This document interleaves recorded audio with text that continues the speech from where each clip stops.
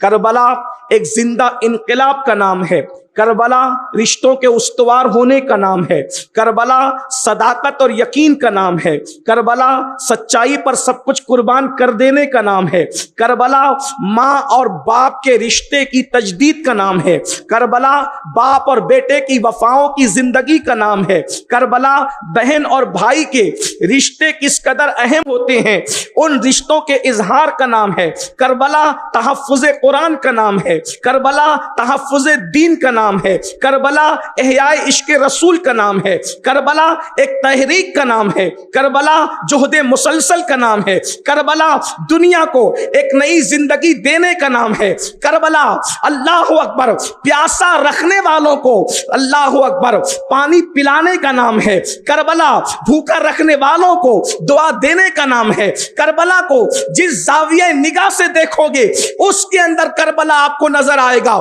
بلکہ اگر دو جملے میں کوئی کربلا بیان کرنا چاہتا ہے تو اللہ اکبر سیرت مصطفیٰ کو اگر مکمل کہیں دیکھنا چاہتے ہو تو کربلا میں کربلا والوں کی زندگی کو دیکھ لو، آپ کو سیرت مصطفیٰ کے مکمل جلوے میدان کربلا میں نظر آئیں گے۔ اللہ اکبر اگر طائف کی وادیوں کے اندر پتھر کھا کر دعا دینے کا حوصلہ آپ نے سیرت مصطفیٰ میں دیکھا ہے تو اس کو کربلا میں امام حسین کی زندگی میں دیکھ لیں۔ اسی طریقے سے شاب ابی طالب کے اندر اگر 3 سال تک کے بھوکے اور پیاسے رہنے کا حوصلہ نبی اور آل نبی کے اندر جو لوگوں نے دیکھا ہے اس کو 3 دن کربلا کے اندر دیکھ لیں۔ اللہ اکبر کربلا جس زاویوں سے دیکھو گے اس زاویے سے کربلا ہمیں پیغام دیتا نظر آئے گا۔ اللہ اکبر ظالموں کا جواب حلم سے کیسے دینا چاہیے یہ کربلا کا پیغام ہے، جاہلوں کو کس طرح خاموش رہ کر کے خاموش کرنا چاہیے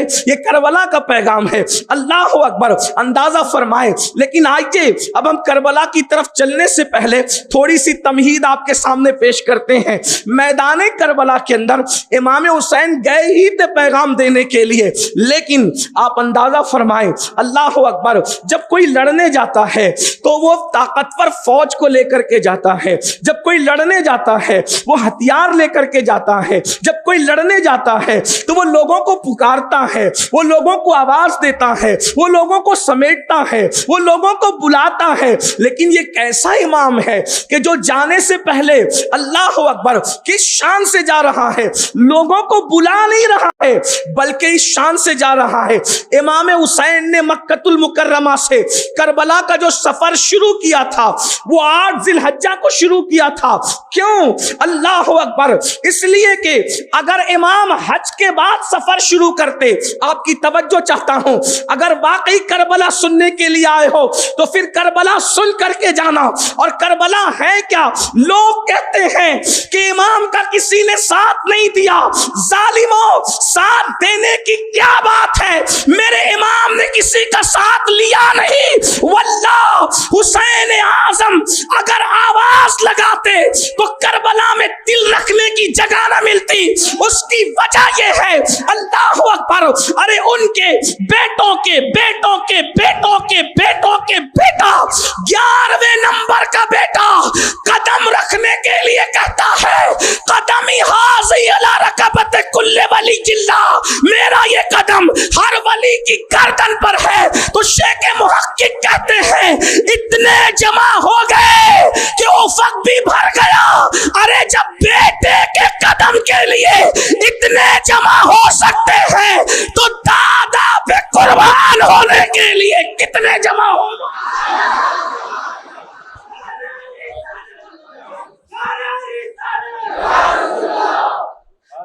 ارے کربلا تو کربلا ہے۔ لوگ کہتے کربلا میں لوگ آئے نہیں، میں نے کہا حسین پاک نے بلایا نہیں، ورنہ لوگ اسی حال کو دیکھ لے۔ حسین پاک کے نام پر 1400 سال کے بعد بلاؤ تو حال بے حال ہو جاتا ہے، بیٹھنے کو جگہ نہیں رہتی لوگوں کو۔ جس کے نام پہ غلام بلائے تو بیٹھنے کو جگہ نہ رہے، اگر وہ امام بلاتا تو کتنے آتے۔ لیکن امام حسین کا انتخاب ہے، 8 ذی الحجہ کو جا رہے ہیں تاکہ کوئی آ ہی نہ سکے، کیونکہ سب احرام میں ہوں گے، وہ مینا کو جا رہے ہوں گے، حسین پاک میدان کربلا کو جا رہے۔ امام 25 حج پیدل چل کے کیے، 26واں بھی تو کر لیتے ہیں، لیکن مقصد ہے کسی کو لے کر نہیں جائیں گے۔ کیوں؟ اس لیے کہ توجہ کرنا، اب کربلا کھل رہا ہے۔ کربلا ہے کیا؟ جب بھی کوئی باپ بڑا باپ دنیا سے جانے لگتا ہے تو اس کو اپنی اولاد کی فکر ہوتی۔ اگر وہ باپ استاد ہے تو وہ شاگردوں سے چاہتا ہے کہ میری اولاد کا خیال رکھنا، پھر اولاد اچھی ہو یا اچھی نہ ہو، ہر باپ کو اولاد کی فکر ہوتی ہے۔ استاد ہے تو شاگردوں کو کہے گا میرے بچے کا خیال رکھنا، پیر ہے تو مریدوں کو کہے گا میرے بچے کا خیال رکھنا۔ اسی طریقے سے اور قیاس کر لیں، رسول اللہ نے بھی تو جگہ جگہ کہا میری اہل بیت کا خیال رکھنا، میری اہل بیت کا خیال رکھنا، میری اہل بیت کا خیال رکھنا۔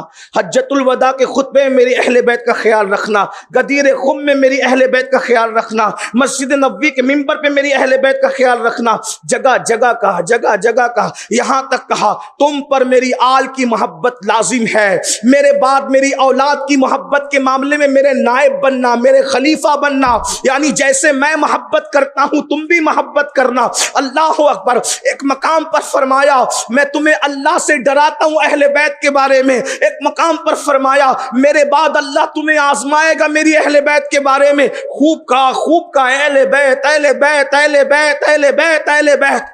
کوئی یہ چھوٹی سوچ کا آدمی سوچ سکتا تھا جیسے ہر باپ کو اولاد کی فکر ہوتی ہے تو معاذ اللہ رسول اللہ کو بھی اپنی اولاد کی فکر ہو گئی، حضور بھی اولاد کی محبت معاذ اللہ مسلط کرنے لگے۔ کوئی سوچنے والے کچھ بھی سوچ سکتے ہیں۔ تو امام عالی مقام کربلا جا کر میدان کربلا میں دکھانا چاہتے کہ ہم ہیں کون لوگ، یعنی زبردستی ہماری محبت مسلط نہیں کی گئی، ہمیں دیکھو، دنیا کو دکھایا میدان میں آ کر۔ یہاں جتنے بڑے بڑے علماء اور پیر لوگ بیٹھے ہوئے ہیں آپ ان کو دیکھتے ہیں، لیکن صبح دیکھتے تو شام نہیں دیکھ پاتے، شام دیکھتے تو صبح نہیں دیکھ پاتے، ان کو دیکھتے تو ان کے بچوں کو نہیں دیکھ پاتے، ان کے بچوں کو کوئی دیکھ لے تو ان کی بیوی کو نہیں دیکھ پاتے۔ لیکن اللہ کی شان، وہ شر میں خیر لاتا ہے چونکہ وہ بے نیاز ہے۔ وہ حضرت ایوب کو بیماری دے کے بتاتا ہے کہ میرا ایوب ہے کیا، وہ خلیل کو خواب میں بتا کر کے کہتا ہے کہ جب بچہ ذبح کر دے تاکہ پتا چلے کہ میں نے خلیل کیوں بنایا۔ حبیب کو پتھر مروا کر کے پھر دعائیں دلوا کر کے بتاتا ہے کہ اس کو حبیب کیوں بنایا۔ تو اہل البیت کو کربلا میں بلوایا۔ امام عالی مقام طاقت لے کے نہیں جا رہے ہیں، فوج لے کے نہیں جا رہے ہیں، قوت لے کے نہیں جا رہے ہیں، ہتھیار لے کے نہیں جا رہے ہیں، کس کو لے کے جا رہے ہیں؟ شہزادوں کو، بھتیجوں کو، بھائیوں کو، بہنوں کو۔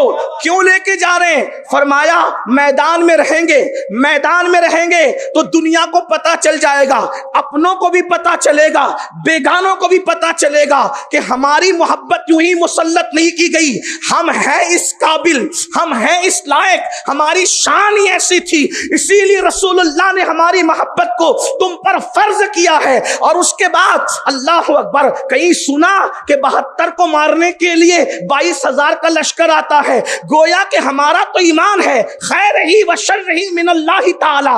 دشمن کے دل میں کون ڈال رہا ہے کہ 22,000 بھیجو؟ کیوں؟ اس لیے کہ تو 22,000 بھیجے گا یہ سب تو لڑنے کے لیے کام نہیں آئیں گے۔ 22,000 لوگوں کے ماتھے میں 44,000 آنکھیں ہوتی ہے، 3 دن تک کے کربلا میں 44,000 آنکھیں رات اور دن کو دیکھے گی کہ اہل بیت کا کردار کیا ہے۔ ارے کربلا کو کربلا والوں نے صرف 2 لوگوں نے بیان کیا، کربلا کو کربلا والوں نے صرف 2 لوگوں نے بیان کیا، ایک تو سیدہ زینب ہے، ایک تو امام زین العابدین ہے، لیکن جتنے واقعات ملتے ہیں وہ سب یزیدی لشکر بیان کر رہا ہے۔ اور جب دشمن کوئی گواہی دے تو دشمن کی گواہی زیادہ معتبر ہوا کرتی ہے۔ امام علی مقام کربلا میں بہنوں کو لا رہے ہیں، کربلا میں بیویوں کو لا رہے ہیں، کربلا میں بچوں کو لا رہے ہیں تاکہ دیکھ لو حسین کا کردار تو بے داغ ہے، حسین کے بچوں کا کردار کیسا ہے۔ اللہ اکبر، 18 سال کا علی اکبر تو بے داغ ہے، لیکن 6 مہینے کی علی اصغر کی مثال بھی کوئی لا کر کے پیش نہیں کر سکتا۔ دیکھ لو، کرو، کربلا میں دکھانے آئے تھے اپنے آپ کو اور کہا مرد تو مرد ہے۔ ہماری بیٹیوں کو بھی دیکھو، دیکھو اس اعتبار سے کہ ان کا کردار کیا ہے، کیا ہے۔ سیدہ زینب کو دیکھا گیا، شرم خیر ہے۔ سیدہ سکینہ کو دیکھا گیا، اب کیسے دکھایا، اب اس کو ذرا دیکھ۔ میدان کربلا میں آئے، اب آنے کے بعد تھوڑا پیغام کربلا پر توجہ۔ نمبر 1، امام علی مقام نے کربلا کے میدان میں جو سب سے پہلا کام کیا، ملاقات ہوئی 1000 کے لشکر سے پہلی ملاقات۔ اس کا سردار حر تھا، حر کوئی حسینی آدمی نہیں، آپ اس کو دوسرا رنگ مت دیجیے گا، لیکن بات میں کربلا کے پیغام کی کرنا، کوئی حسینی آدمی نہیں، حر ہے یزید کے خیمے کا آدمی۔ اس لیے کہ جب حر کو کہا گیا حسین کو قید کر کے لاؤ، حر نے کہا لاؤں گا، کیونکہ وہ مرد میدان تھا، قید کروں گا۔ امام علی مقام کو قید کرنے کے لیے وہ آیا، اور حر کوفہ سے لے کے کربلا تک کہیں رکا نہیں، گھوڑے بھگاتے ہوئے آیا۔ امام پاک سے ملاقات ہوئی، آنکھیں چار ہوئی۔ حر سے فرمایا حر کیوں آیا تو؟ حر نے فوراً کہا میں آپ کو قیدی بنانے آیا۔ دیکھو دنیا جب انسان پہ چھا جاتی ہے پھر وہ کسی کو نہیں دیکھتا۔ امام حسین پاک سے کہا میں تجھے قید کرنے آیا ہوں، حسین قیدی بنانے آیا ہوں۔ امام نے فرمایا حسین پاک نے، میرے مولا نے فرمایا حر تو مجھے قیدی بنائے گا؟ ہاں، میرے گورنر کا مجھے حکم ہے، مجھے انعام ملے گا، گھوڑے ملیں گے، جوڑے ملیں گے، مرد میدانوں طاقت کا استعمال کروں گا، میں آپ کو قیدی بنا کے لے جاؤں گا۔ امام نے فرمایا تیری ماں تجھ پہ روئے، حر تو مجھے قیدی بنائے گا؟ حر تھا یزید کے خیمے کا آدمی تھا، ابن زیاد کا آدمی تھا، لیکن حر نے جیسے ہی سنا امام غصے میں کہہ رہے تیری ماں تجھ پہ روئے۔ حر نے کہا امام عرب کا بڑے سے بڑا آدمی اگر یہ بات کہتا نا میں اس کو پلٹ کے وہی جواب دیتا، لیکن آپ کو جواب نہیں دوں گا کیونکہ آپ کی امی کوئی معمولی عورت نہیں ہے، آپ کی امی میرے نبی کی بیٹی ہے، اور میں نبی کی شہزادی کے لیے غلط جملے نہیں کہہ سکتا۔ تھا یزید کے خیمے کا آدمی، تھا ابن زیاد کا آدمی، لیکن جب سیدہ کے لیے کہا کہ میں 1000 دشمنی کے باوجود حرمت فاطمہ کی توہین نہیں کر سکتا، کیونکہ تیری ماں جگر گوشے رسول ہے، تیری ماں نبی کے جگر کا ٹکڑا ہے، تیری ماں فاطمہ بنت محمد ہے، میں جواب نہیں دوں گا۔ اللہ کو ادب فاطمہ اتنا پسند آیا کہ مشیت نے اعلان کیا جو فاطمہ کا ادب کرے اور وہ جہنم میں جائے ہمیں گوارا نہیں ہے۔ اللہ نے حر کو توبہ کی توفیق دے کر حسینیت کا خیمہ عطا کر دیا۔ ادب کہاں لے جاتا ہے، ادب کہاں لے جا، اور حر کے بدلنے کی دوسری وجہ، پیغام حر کے بدلنے کی دوسری وجہ، جب یہ باتیں ہو گئی تو میرے امام کی نظر حر کے لشکر پہ پڑی، پورا لشکر ہانپ رہا تھا، اس کے گھوڑے تک ہانپ رہے تھے۔ امام نے فرمایا حر یہ تیرا لشکر کیوں ہانپ رہا ہے، یہ گھوڑے کیوں ہانپ رہے؟ تو حر نے کہا حسین کوفہ سے لے کر یہاں تک مجھے ابن زیاد نے رکنے سے منع کیا تھا، اور اپنے جاسوس چھوڑے کہ میں رکوں گا تو وہ مخبری کر دیں گے، تو وہاں سے یہاں تک بھاگتے بھگاتے آیا، رکا نہیں۔ یہ پیاس کی وجہ سے تڑپ رہے ہیں، پیاس کی وجہ سے ہانپ رہے ہیں۔ ساقی کوثر کے نواسے نے فرمایا حر قید بنانے کی باتیں بعد میں ہوگی. ہمارے پاس مشکیزیں بھرے ہوئے ہیں. پہلے اپنے لشکر کو اور گھوڑوں کو پانی پلا لے, بعد میں دوسری باتیں ہوتی رہے گی. اور اس کردار سے اتنا متاثر ہوا کہ اللہ اکبر, امام علی مقام کا دل سے شیدا ہو گیا. اب آپ سے پوچھتا ہوں, کربلا کو ہم کیا سمجھتے ہیں؟ 3 دن کی رسمی کربلا سیاہ دل اور سیاہ لباس والوں کا تو شیوا ہو سکتا ہے, لیکن کربلا حقیقت میں اللہ اکبر ان کے لیے ہے رنگ بھری داستان, ان کے لیے انقلاب کی داستان ہے. جو کربلا کو ریاست اور سیاست کے طور پہ بیان نہیں کرتے, جو کربلا کو بطور عبادت بیان کرتے ہیں, ان کے لیے کربلا میں پیغام کیا ہے؟ امام دشمن کو پانی دے رہے ہیں. بتاؤ اللہ اکبر, ہمارے پڑوسیوں کے ساتھ ہمارا سلوک کیا ہے؟ ہمارے بھائیوں کے ساتھ ہمارا سلوک کیا ہے؟ ہمارے ماں باپ کے ساتھ ہمارا سلوک کیا ہے؟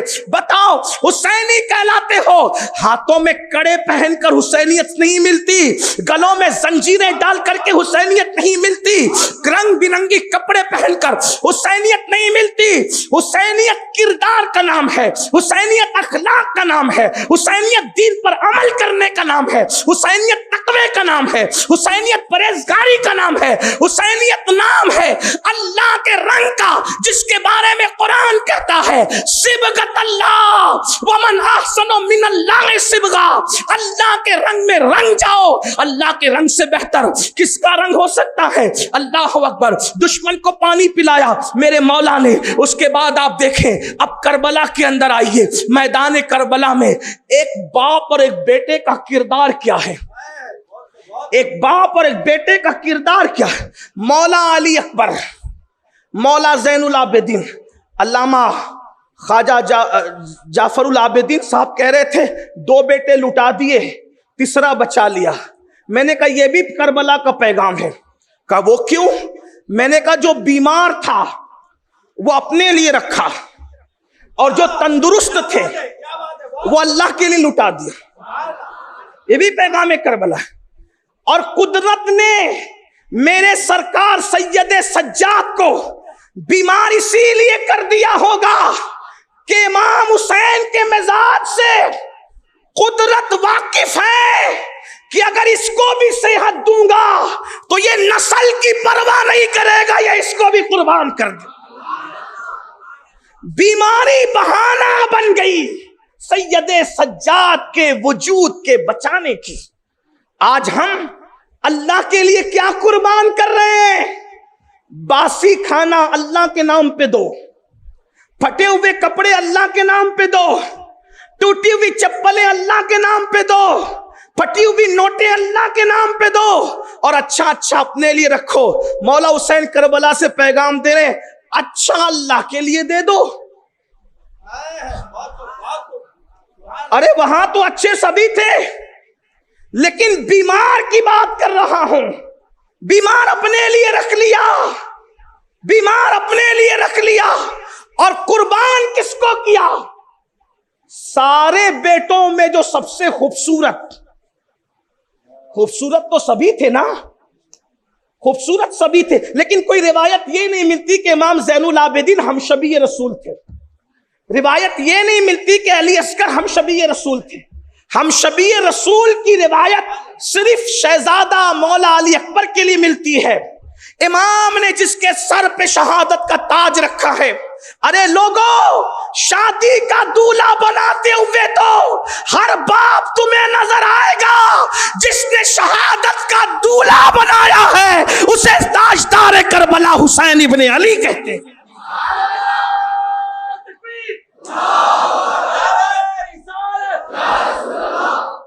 اور کس کو؟ ہم شبیہ پیمبر کو, تصویر مصطفیٰ کو, مولا شہزادہ علی اکبر کو. لیکن آپ سے پوچھتا ہوں, مولا علی اکبر بابا سے کہتے ہیں ابا میں جاؤں گا کربلا میں. میرے مولا کہتے تو نے نہیں جانا. آپ غور فرمائیں, آج ایک باپ اپنے بیٹے کو کہتا ہے کہ تو نے شادی نہیں کرنا میری ایسی جگہ جہاں مجھے پسند نہیں ہے, تو بیٹا پلٹ کے جواب دیتا ہے ابا تم کو کیا سمجھتا ہے. یہ ہے کون سے کربلائی ہو بھائی, یہی تو رونا ہے. کہیں ہم بھی کسی اور کے طرز پہ چل کر رسومات تو نہیں ادا کر رہے صرف. میں آپ سے کہنا چاہتا ہوں جس دن مسلمان کربلا کی طرف پلٹ آئے گا اس دن مسلمانوں کے جھگڑے ہی ختم ہو جائیں گے. اس لیے کہ ایک بیٹا اپنے باپ سے کہتا ہے بابا میں نے کربلا میں جانا ہے. امام رو کے کہتے تو کیسے جائے گا راجا, اور میرے بادشاہ تو کیسے جائے گا, میرے شہزادے تو کیسے جائے گا. کہا مولا جب تک میرا وجود ہے, مولا حسین کے چہرے پہ غبار تو دور کی بات ہے, حسین کی جوتیوں پر بھی غبار آنے نہیں دوں گا بابا. آپ اندازہ فرمائیں اور کس دل سے میرے مولا نے اپنے بیٹے کو امامہ سر پہ باندھا تھا. امام نے سجا کے بھیجا تھا یہ کہہ کر کہ علی اکبر میرے بیٹے میں تجھے شادی کا دولہا تو نہیں بنا سکا, لیکن کم سے کم تیرے باپ کو یہ تسلی ہو جائے گی کہ میں اپنے بیٹے کو شہادت کا دولہا بنا دوں. آ قریب آ, اور اپنے ہاتھ سے امامہ باندھا, اپنے ہاتھ سے کمر میں پٹکا باندھا. یہ کوئی رنگینی نہیں ہے خطابت کی, یہ حقائق ہے, اٹھا کر کے دیکھ لیں. صرف جو لوگ باپ ہیں ان سے میں تھوڑی توجہ چاہتا ہوں. اولاد والے تم بھی ہو, الحمدللہ شہزادہ علی اکبر کی نالین کی خیرات سے اللہ نے ہمیں بھی اولاد دی ہے. بیٹا اگر بائک تیز چلا لیتا ہے, کوئی فون کے کر کے کہتے سید صاحب آپ کے بیٹے کو میں نے دیکھا کہ اس نے بائک تیز چلایا, پورے سفر میں دل نہیں لگتا, کئی بار فون کر کے بولو راجہ بائک دھیرے چلایا. اندازہ فرمائیں بیٹا تیز سے بائک چلائے تو باپ کا کلیجہ کہیں نہیں لگتا.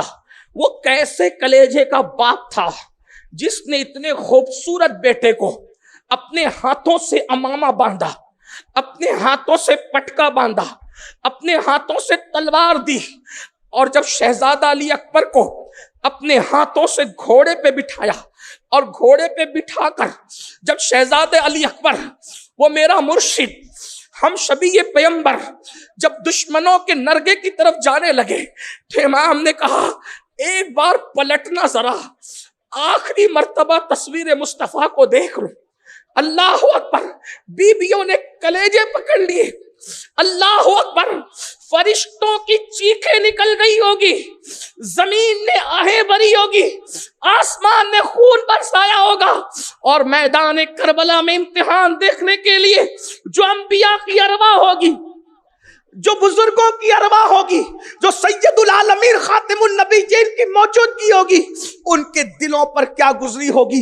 یہ تو ابن عباس کا خواب بتاتا ہے کیا گزری ہوگی, اس کی طرف نہیں جاتا, لیکن اتنا غور کرنا, اتنا سوچنا مسلمانوں, جب میرے مولا نے کہا علی اکبر میرے شہزادے ایک بار ذرا پلٹنا, آخری بار تصویر مصطفیٰ دیکھ تو لوں.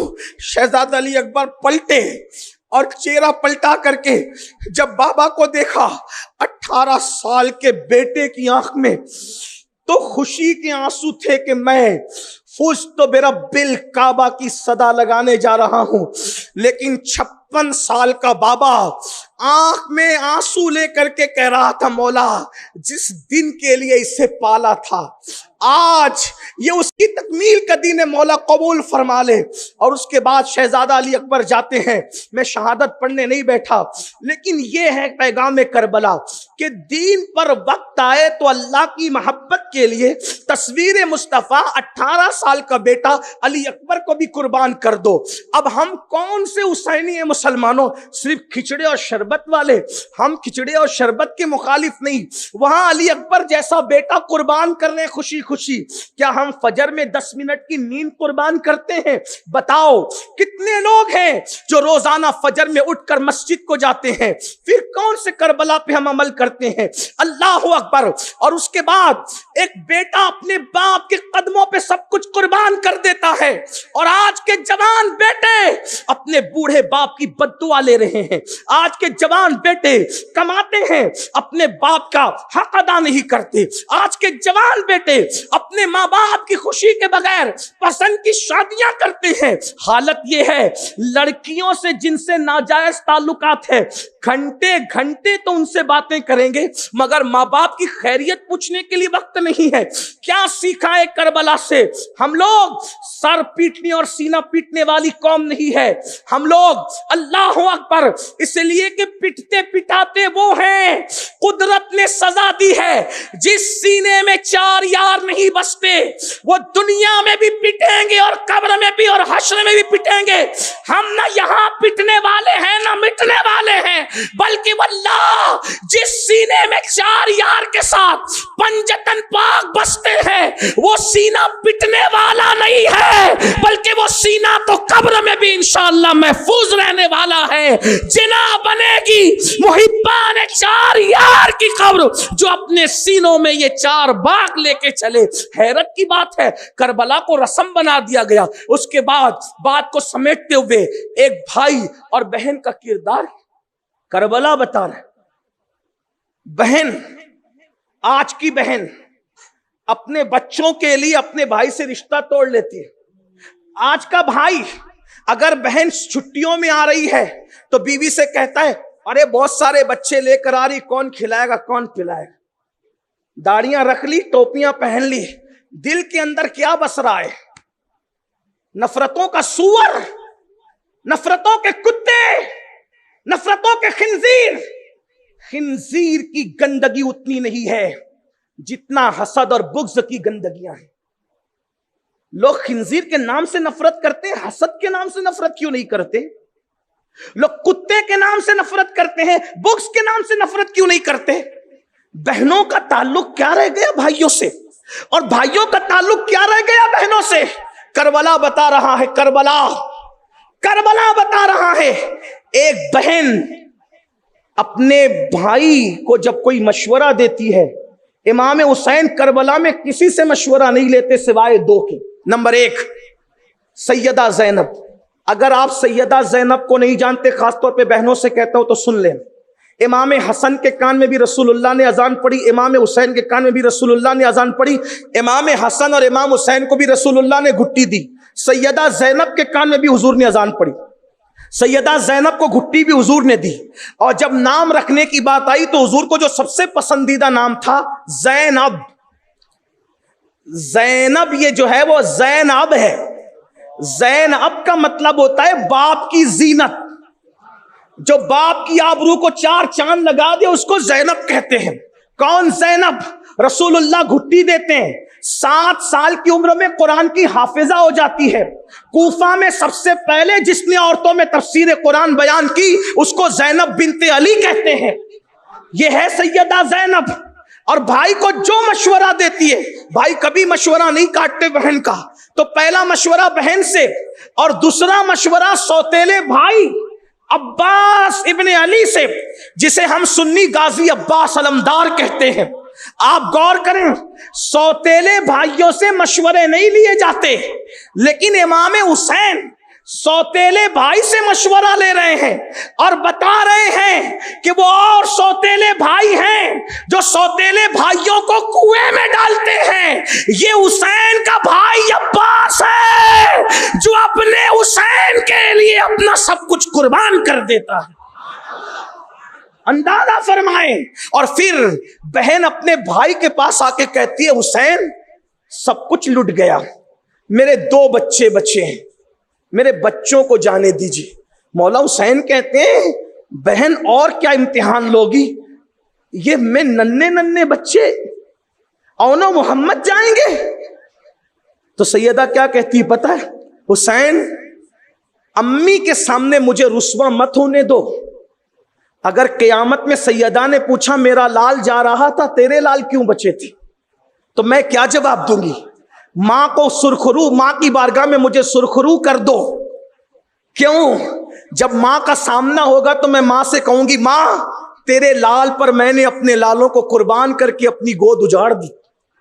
اور اس کے بعد ایک بہن اپنے بھائی کے لیے گود اجاڑ رہی ہے, وہ شہادت بھی نہیں پڑھتا, لیکن جب دونوں ننھے شہزادوں کی لاشیں آتی ہے تو جب زینب نے بیٹوں کو بھیجا تھا, جملے پہ توجہ کرنا, پیغام کربلا, سیدہ زینب نے جب بیٹوں کو بھیجا تھا تو وہ زینب بنت علی تھی, وہ زینب بنت فاطمہ تھی.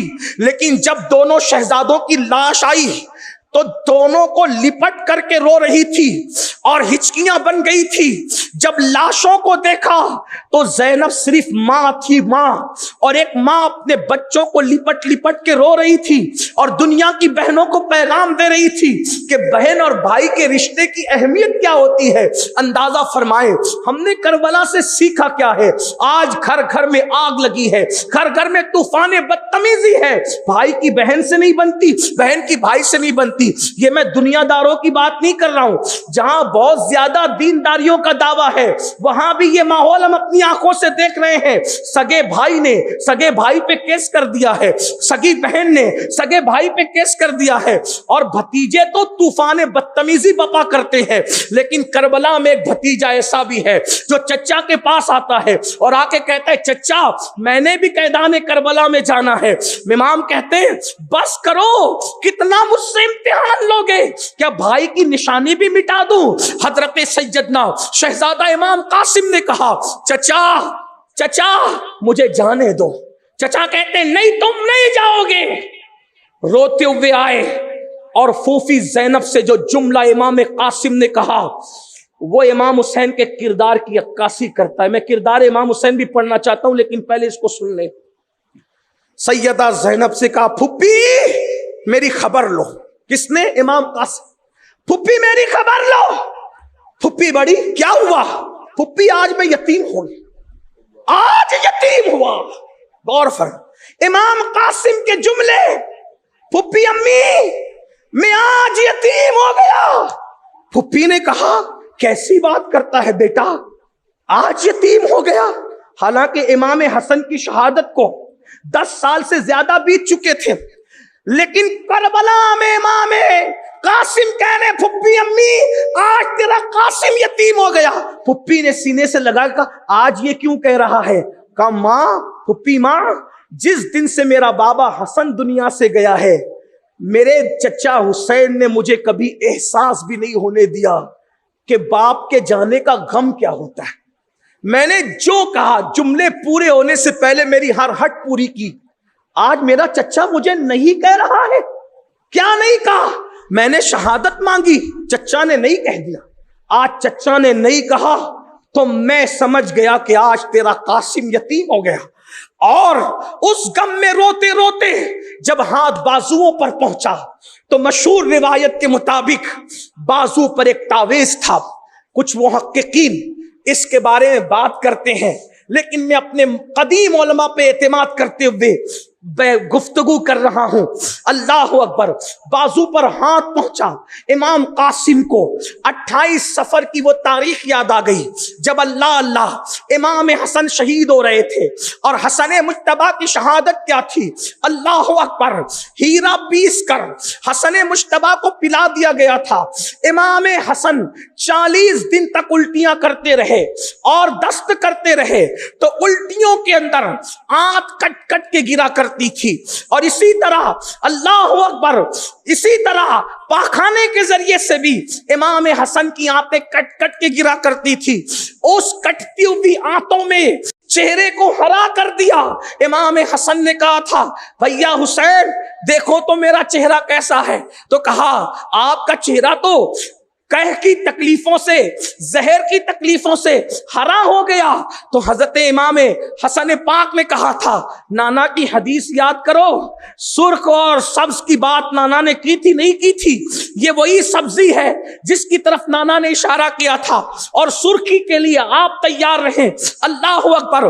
اس کشمکش میں جب امام حسن مجتبی سید الصابرین اپنے زمانے کا رحمت للعالمین کے گود کا پالا جب دنیا سے جانے لگا تو کاغذ قلم منگا کر کے ایک کچھ لکھا اور لکھنے کے بعد کہا قاسم یہ جب تجھ پر بہت مصیبت کا وقت آئے تو یہ بازو پہ تعویذ باندھ لینا، اس وقت پڑھ لینا.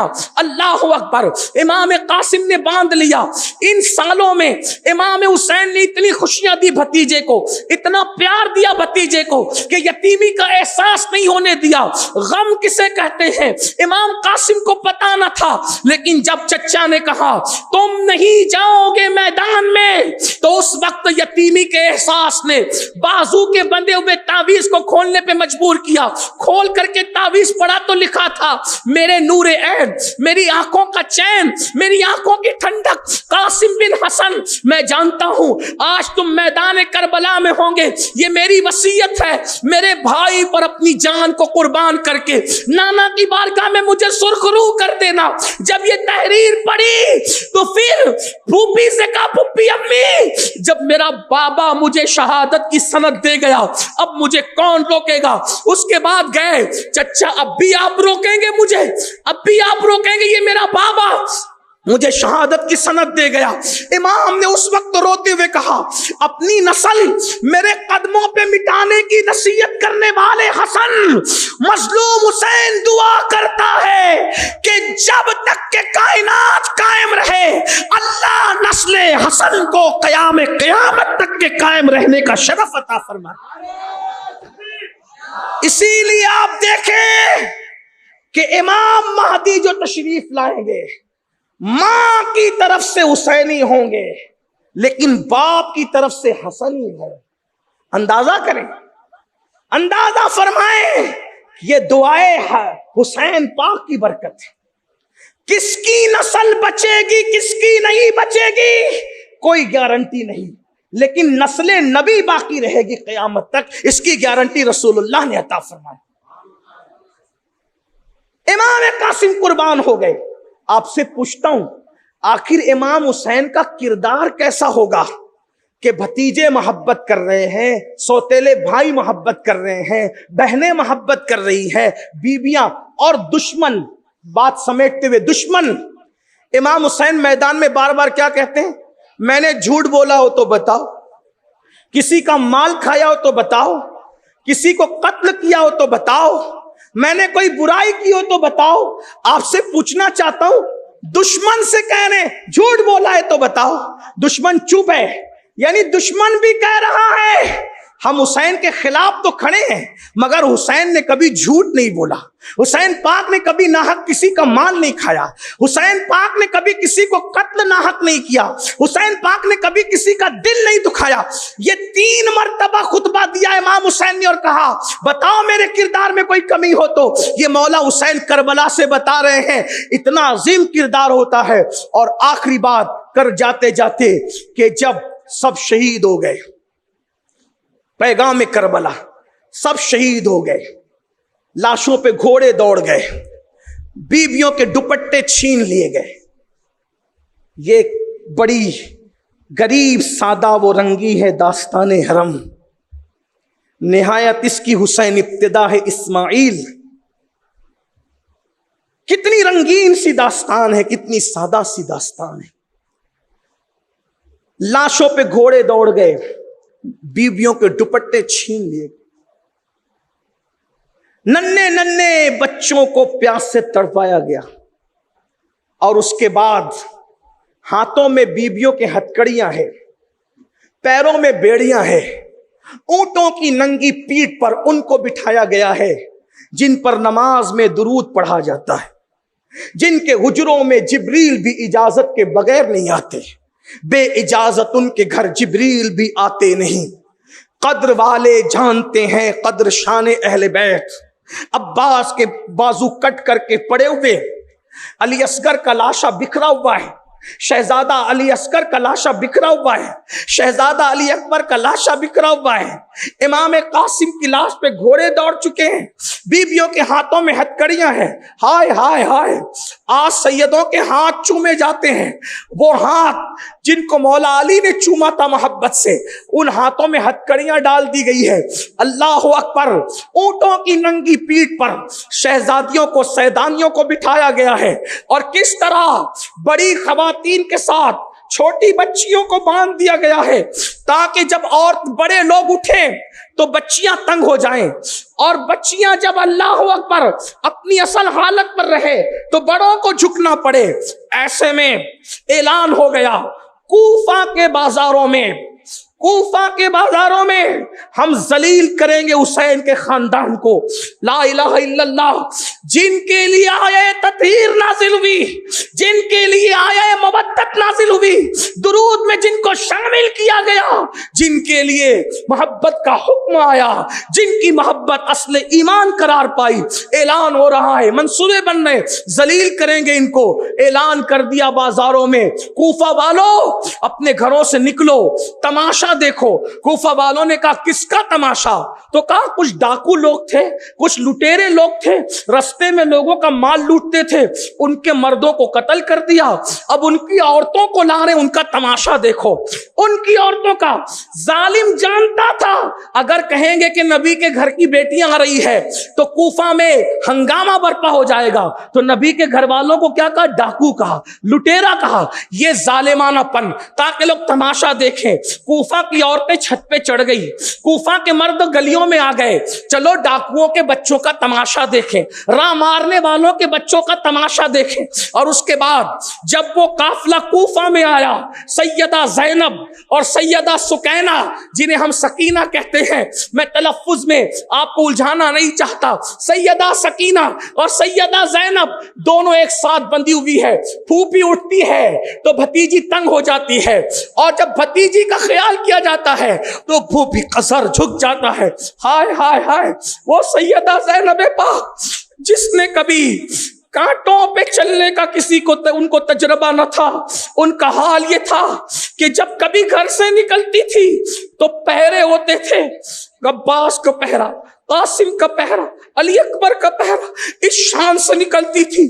ان کے دوپٹوں کو کبھی مردوں نے بھی نہیں دیکھا تھا, لیکن آج اس انداز سے کہ نہ سروں پہ دوپٹے ہیں, پھٹے پرانے کپڑے غلاموں کے پہنا دیے گئے, پھپھی بھتیجی ایک ساتھ ایک سواری پر باندھ دیے گئے, عورتوں کا قافلہ ہے, کٹے ہوئے سر ہے. ایسے میں کوفہ کی عورتیں چونکہ مولائے کائنات کے خطبات سن چکی تھی, کوفہ کی عورتیں سیدہ زینب کے فرمان سن چکی تھی, تو ان کے سامنے یہ بات تھی کہ یہ یتیموں کو, قیدیوں کو, بیواؤں کو صدقہ دو تو اس سے بلائیں ٹلتی ہے. تو کوفہ کی عورتیں لٹیروں کا قافلہ سمجھ کر ان جھوٹوں کی بات پر یقین کر کے روٹیاں پھینک رہی تھی, صدقہ صدقہ صدقہ. جب روٹی کے چند ٹکڑے سیدہ سکینہ کی سواری پر آئے اور سکینہ کے دامن میں سما گئے, توجہ چاہتا ہوں, پیغام کربلا, پیغام کربلا. بہنوں کی بھی توجہ چاہتا ہوں. اینڈ کرتے ہوئے, وقت میں اتنی گنجائش نہیں کہ تفصیل بیان کی جائے, لیکن اختصار, اللہ کرے بات سمجھ میں آئے. سیدہ سکینہ کے دامن میں وہ چند ٹکڑے روٹی کے آئے. کتنے دن ہو گئے تھے بھوک کو؟ 3 دن کربلا میں, چوتھا دن 11 محرم کا, 11 محرم کو نکلے, کم سے کم 3 دن اور لے لیں کوفہ تک, کم سے کم کتنے ہو گئے؟ کم سے کم 7 دن. اور حالانکہ 7 دن نہیں ہوئے, بلکہ وہ لوگ گلی کوچے گھما گھما کر لے گئے, اور اس پورے رستے میں کچھ نہیں کھلایا پلایا. 7 سال کی ننھی شہزادی کی بھوک کتنی ہوگی؟ چلو 7 ہی دن پکڑ لو, کتنی بھوک ہوگی؟ 14 گھنٹے کا روزہ رکھتے ہو, جب مؤذن مغرب میں اللہ اکبر پکارتا ہے تو بیٹوں کا نہ خیال ہوتا ہے نہ باپ کا, ایسا ہی ہے. لیکن 7 سال کی سکینہ کم سے کم 7 دن کی بھوکی ہے, اور روٹی کا ٹکڑا گرا ہے دامن میں. قاسم نعمت کی نواسی کے دامن میں روٹی کا ٹکڑا بطور صدقہ گرا, تو بڑی سادگی کے ساتھ اپنی پھوپھی سے پوچھتی ہے, پھوپھی اماں, اہل بیت پر تو صدقہ حرام ہے نا؟ یہ اہل بیت, یہ آل پیغمبر ہے. 7 سال کی بچی کی تربیت, 7 سال کی بچی کا احساس, پھوپھی اماں آل نبی پر تو صدقہ حرام ہے نا؟ تو اگر آل نبی 7 دن بھوکے رہیں تو کیا ان کے لیے صدقہ حلال ہو جاتا ہے؟ کیا اب ہم صدقہ کھا سکتے ہیں؟ سیدہ زینب نے کہا, واللہ رخصت پر عمل کرنے والے تو صدقہ کھا سکتے ہیں، لیکن جو عزیمت کی راہوں کے مسافر ہیں ان کو بھوکے مر جانا گوارا ہے، لیکن اب بھی ہم صدقے کو ہاتھ نہیں لگائیں گے۔ اور اس کے بعد کہا، او ظالموں، ہم لٹیروں کے بچے نہیں ہیں، ہم تو آل محمد ہیں، ہم پہ صدقہ حرام ہے، ہم صدقہ دینے والے ہیں، ہم صدقہ کھانے والے نہیں ہیں۔ اور اس کے بعد فرمایا، صدقہ کسی اور کو کھلانا، ہمیں صدقہ نہ کھلاؤ۔ پیغام کربلا، توجہ، صدقہ حرام ہے، سب پر نہیں، توجہ، صدقہ حرام ہے سب پر نہیں، صرف آل نبی پر۔ لیکن اگر یہ صدقہ حرام جان بچانے کے لیے کوئی کھانا چاہے تو علماء کہتے ہیں جان بچانے کے لیے تو اجازت ہے۔ توجہ، صدقہ ناپاک نہیں ہوتا، صدقہ ناپاک نہیں ہوتا، صدقہ پاک ہوتا ہے۔ اگرچہ وہ مال کا میل کہلاتا ہے لیکن پاک ہوتا ہے۔ دوسرے کھا سکتے ہیں نا، صرف آل نبی نہیں کھا سکتے۔ لیکن سیدہ سکینہ 7 دن کی بھوکی، وہ 7 سال کی شہزادی، بھوکے رہنا گوارا ہے، صدقہ کھانا گوارا نہیں ہے۔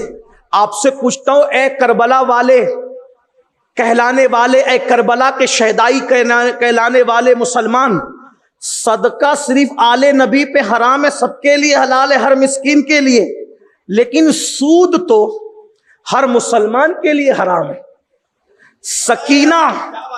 سکینہ صدقہ نہیں کھا رہی ہے 7 دن کی بھوک کے باوجود، اور تم مسلمان ہو کر اور سنی مسلمان ہو کر اور حسینیت کا دعویٰ کر کے سود کس منہ سے کھا رہے ہو؟ پیٹ بھرا ہے پھر بھی سود کھا رہے ہو۔ اور یاد رکھنا، سود کھانا بھی حرام ہے اور سور کھانا بھی حرام ہے، لیکن سور کھانے سے برا سود کھانا ہے۔ کیوں؟ اس لیے کہ سور کھانا حرام تو ہے، مگر سور کھانے والے کے لیے اللہ نے قرآن میں جنگ کا اعلان نہیں کیا، مگر سود کھانے والے کے لیے اللہ نے اعلان جنگ فرمایا ہے۔ اب آپ سے پوچھنا چاہتا ہوں، اگر تم واقعی کربلائی ہو تو سکینہ پاک نے صدقہ مسترد کر دیا کہ ہم پہ جب نانا نے حرام کر دیا مر جائیں گے، لیکن حرام کی طرف نہیں بڑھیں گے تاکہ راہ عزیمت کے مسافر بن جائیں۔ اور آپ لوگ سود کے دھندے کر رہے ہیں، اللہ اکبر۔ طرفہ تماشا تو یہ ہے، بلکہ لوگ کہتے ہیں مولانا سود کا دھندا اس لیے کر رہے ہیں تاکہ بیواؤں کو پالے، یتیموں کو پالے، غریبوں کی مدد کرے، غریبوں کو پڑھائے۔ میں نے کہا اللہ کے بندے، سود کے پیسے سے نیک کام کرنا ایسا ہی ہے جیسے ناپاک کپڑے کو پیشاب سے دھونا، کہ ناپاک کپڑا پیشاب سے دھو تو کیا ناپاک کپڑا پاک ہو سکتا ہے؟ کہا نہیں، ہرگز نہیں پاک ہو سکتا۔ تو پھر یہ سود کے دھندوں سے پڑھانا کس نے کہا؟ بیواؤں کی پرورش کس نے کہا؟ یاد رکھنا، بیوہ کی پرورش ہم پہ فرض نہیں ہے، کسی غریب کی مدد کرنا ہم پہ فرض نہیں ہے، پسندیدہ کام ہے، نفل کام ہے، ثواب کا کام ہے، مستحب کام ہے، لیکن سود سے بچنا ہم پہ فرض ہے۔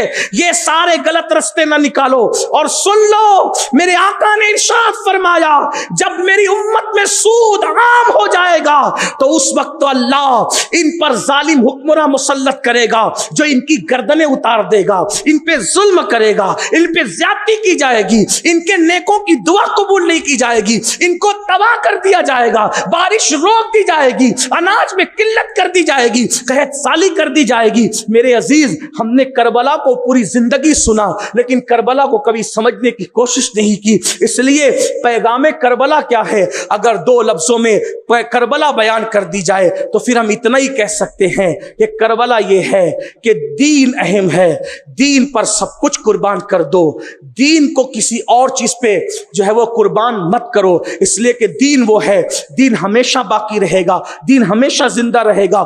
دین دار بنو گے تو اللہ تمہارے ڈنکے بجا دے گا، تمہیں عزت عطا کرے گا، تمہیں وقار عطا کرے گا۔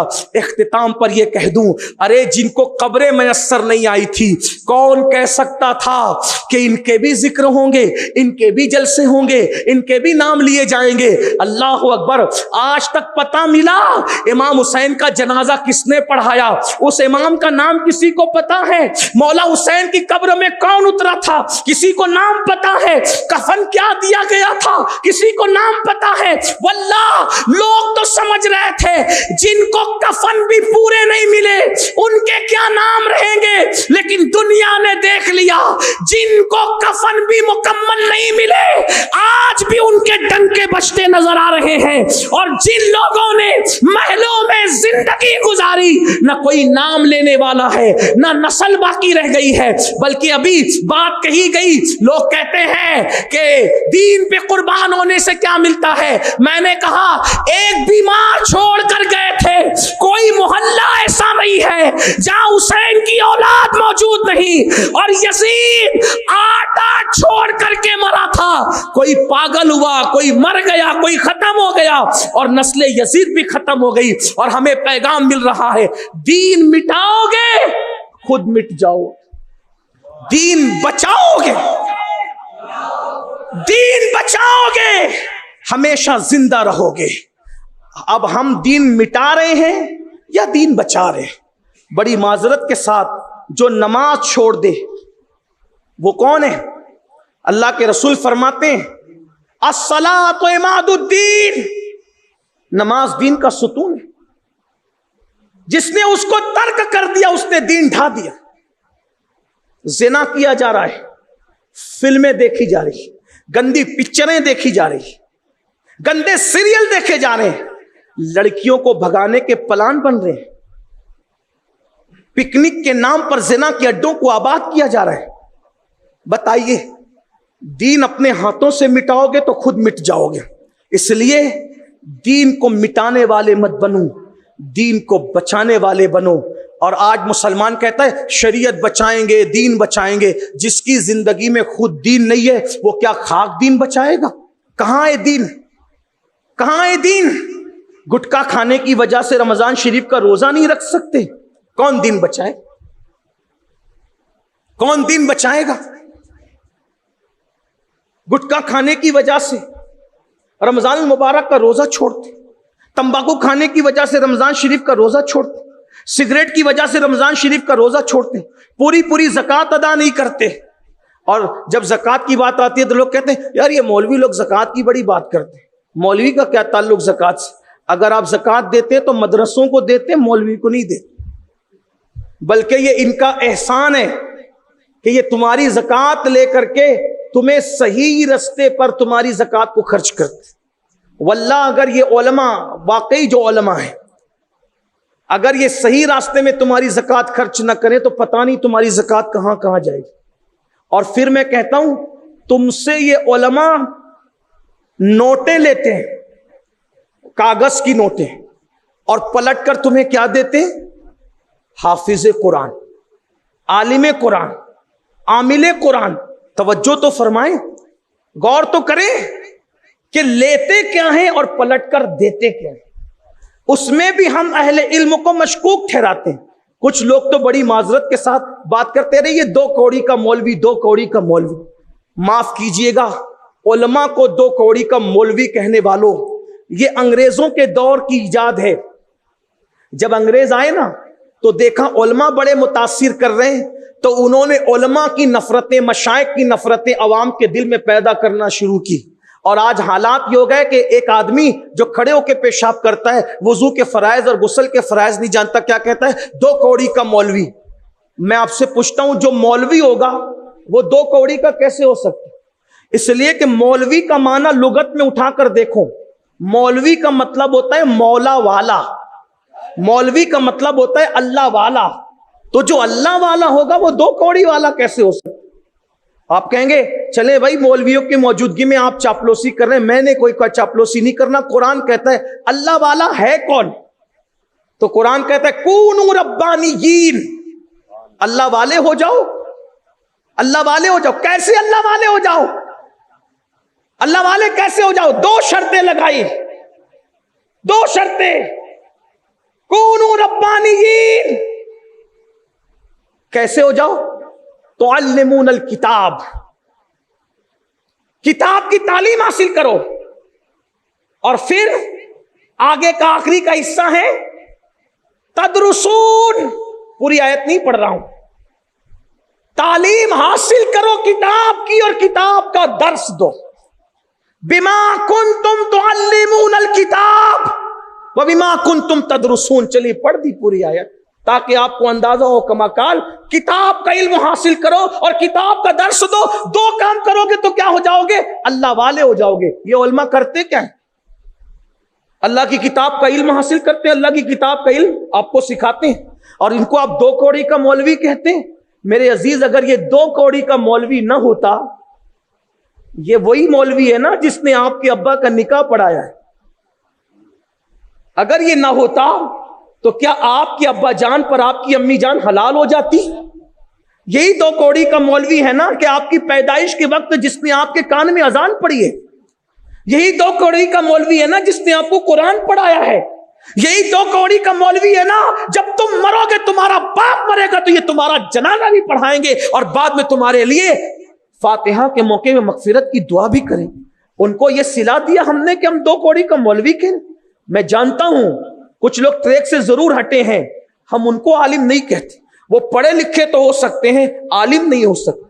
اس لیے کہ بڑے مدرسے سے پڑھ لکھ لینا، ڈگری لے لینا پڑھا لکھا تو بناتا ہے، عالم نہیں بناتا. عالم کے لیے شرط ہے انما یخشی اللہ من عبادہ العلماء. جب تک خدا کی خشیت نہ ہو انسان عالم نہیں بنتا. شیطان پڑھا لکھا تو تھا مگر عالم نہ تھا. اگر عالم ہوتا تو وہ کبھی یہ کام نہ کرتا جو اس نے کیا. اسی طریقے سے جس نے نبی کے علم کو گدھے اور بیل سے تشبیہ دی، وہ پڑھا لکھا تو تھا لیکن عالم نہ تھا.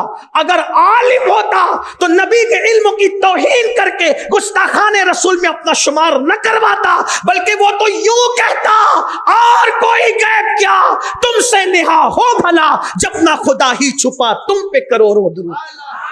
اس لیے میری گزارش ہے علماء کی قدر کرو، سادات کا احترام کرو، مشائخ سے جڑو اور امت میں اتحاد پیدا کرو.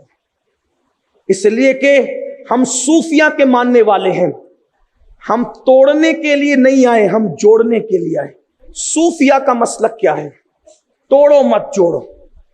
لیکن کن کو جوڑو؟ کن کو؟ دودھ اور دودھ جٹے. دودھ اور زہر کو جوڑو گے تو دودھ کا نقصان ہوگا. تیل میں تیل ملاؤ، اگر آپ تیل میں پانی ملاؤ گے تو نقصان ہوگا. شہد میں شہد ملاؤ، شہد میں الوا ملاؤ گے تو نقصان ہوگا. ٹھیک؟ اسی لیے عاشقان رسول سب متحد رہے، ایمان والے سب متحد رہے. سلسلوں کے نام پہ، خانقاہوں کے نام پہ، تنظیموں کے نام پہ، تحریکوں کے نام پہ، تیرا پیر میرا پیر کے نام پہ منتشر نہیں ہونا. مرکزی عقیدت رسول اللہ ہے، جان کائنات رسول اللہ ہے. عقیدہ ایک ہے، مذہب ایک ہے، مسلک ایک ہے، مشرب ایک ہے، عقیدہ ایک، سب کچھ ایک ہے. تو بابا فرید علیہ رحمت و رضوان سرکار فرید ملت و الدین، میرا بابا، میرا سرکار، گنج شکر، گنج ولایت، چشتیت پر قیامت تک جس کا احسان ہے.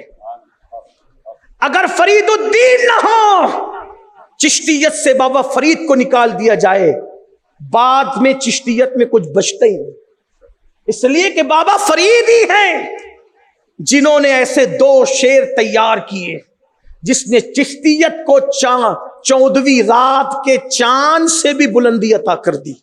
ایک تو صابر کلیر ہے، ایک تو ہمارے محبوب پاک نظام ملت و الدین سرکار نظام الدین اولیاء. بابا فرید کا ایک مرید آیا، سرکار مرید ہوں، کچھ نہ کچھ تحفہ پیش کرنا ہی ہے. تو لوہار ہوں، کچھ اوقات نہیں پیش کرنے کی، یہ کینچی قبول کر لے. سرکار نے فرمایا لوہار ہے، صرف کینچی بناتا ہے، کچھ اور بھی بناتا ہے؟ حضور اور بھی کچھ بناتا ہوں. سوئی بنانی آتی ہے؟ جی بنا لیتے ہیں. فرمایا بابا ہم اللہ والے لوگ ہیں، ہمارے پاس کینچی نہ لایا کرو، ہمارے پاس سوئی لایا کرو. سوئی اس لیے کہ کینچی 1 کو 2 کر دیتی ہے اور سوئی دھاگا 2 کو 1 کر دیتا ہے. ہم 1 کے 2 کرنے والے نہیں، ہم 2 کو 1 کرنے والے ہیں. تو یہ فکر ہو، جوڑنے کی کوشش کرو، عمل کرو، علم سیکھو، اپنے بچوں کو علم سکھاؤ، اور یاد رکھنا بچوں کو ڈاکٹر بھی بناؤ، ٹیچر بھی بناؤ، انجینئر بھی بناؤ، دنیاوی تعلیم بھی سکھاؤ دینی تعلیم کے ساتھ۔ اسلام دنیاوی تعلیم کا مخالف نہیں ہے۔ ہمارے آقا نے فرمایا ہر زبان سیکھو، ہر زبان سیکھو تاکہ دنیا تمہیں دھوکہ نہ دے سکے۔ اس لیے ہم بھی ہر زبان سیکھیں تاکہ دوسری قوموں کے کاندھے سے کاندھا ملا کے کھڑے رہ سکے، اس لیے کہ ستاروں کے آگے جہاں اور بھی ہے، ابھی عشق کے امتحان اور بھی ہے، تو شاہی ہے، پرواز ہے کام تیرا، تیرے سامنے آسماں اور بھی ہے، وہی دور آنا چاہیے۔ کون سا دور؟ اورنگزیب عالمگیر دلی کی جامع مسجد میں رمضان میں تراویح بھی سناتے تھے اور سال بھر ہندوستان کے تخت پہ بیٹھ کے حکومت بھی کرتے تھے۔ وہی دور آنا چاہیے۔ علامہ فضل خیر آبادی ہندوستان کی کچہری میں عدالت میں بیٹھ کر فیصلہ بھی کرتے تھے، اور جب ظہر کی اذان ہوتی تھی تو لوگوں کو نماز بھی پڑھاتے نظر آتے تھے۔ وہ دور آنا چاہیے۔ جو جج ہو وہی مسجد کا امام ہو، جو جج ہو وہ وکیل بھی ہو، جو حافظ قرآن ہو وہی اپنے وقت کا IAS ہو، IPS ہو نہیں سکتا؟ کیوں نہیں ہو سکتا؟ آگے بڑھو، کوشش کرو، محنت کرو۔